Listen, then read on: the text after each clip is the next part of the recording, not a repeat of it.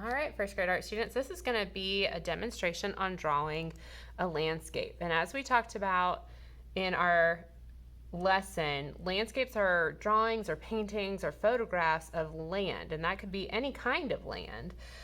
What you're going to be working with in your portfolio that I sent home, there should be a sheet of drawing paper. Now the drawing paper is the little bit thinner paper. You'll notice there's a couple different kinds of white paper in there. The drawing paper is a little bit thinner. It's not thin like computer paper that's like really floppy. It's a little thicker than that, but it's not the thickest paper in there. And the size that we're going to be working on should be, hopefully I'm remembering correctly, it should be about 11 inches by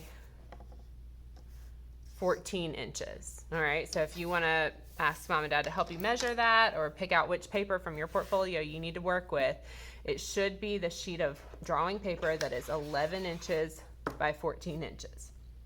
All right, so art students, I chose for my landscape a mountain scene. Now, oftentimes I will tell you, oftentimes you see landscapes that go in this orientation. In fact, when you have a piece of paper turned this way in art, it's called landscape format. And when you have it turned this way, it's called portrait format.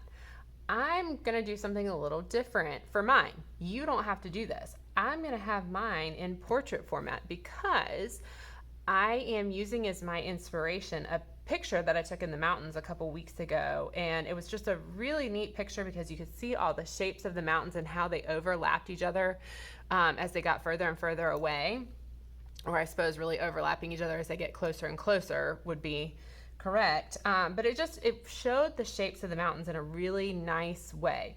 And I've actually, you can't see this on here unless you look really, really closely, but I have already drawn my landscape. I worked in pencil. I drew really, really, really lightly to get my drawing of my mountains onto this paper.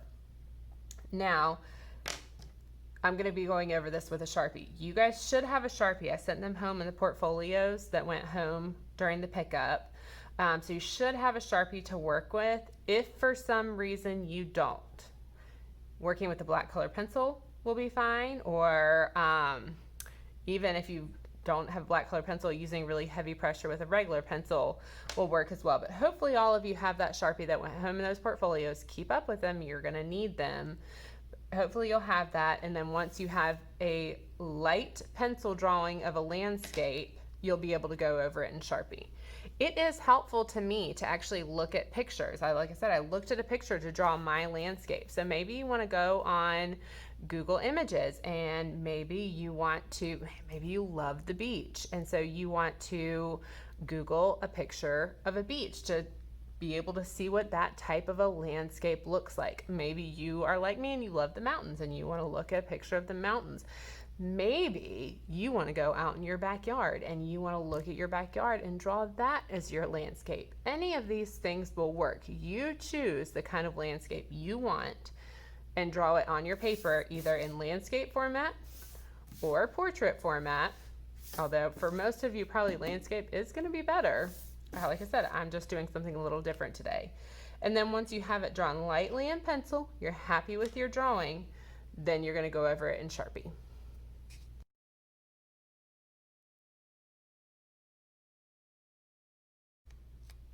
All right, so I have my finished drawing here, ready for the next step. Now, art students, you might be looking at this thinking, Miss Atkins, those are some lines that are just really different from each other. I will post my picture that I used as inspiration so that you can see my drawing and my picture side by side.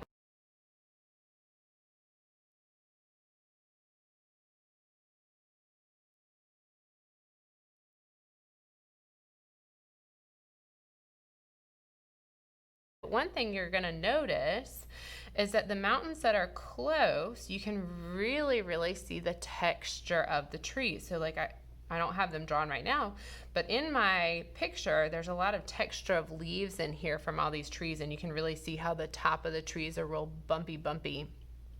And then as it goes back into space, you might notice that these lines start to get smoother. And then when they're really far away, you can't see that texture of the trees at all. And that's a trick that landscape artists use to show that something is really close and that something is really far away. When something's really far away from you, you're not going to be able to see the same amount of detail as you can see when something's very close to you. So that's why I chose to make my lines like this, to show those different or that different space, that this is something that's very close to me and therefore I can see more of that texture. Then this is something that's pretty far away from me, so I can't see as much of that texture.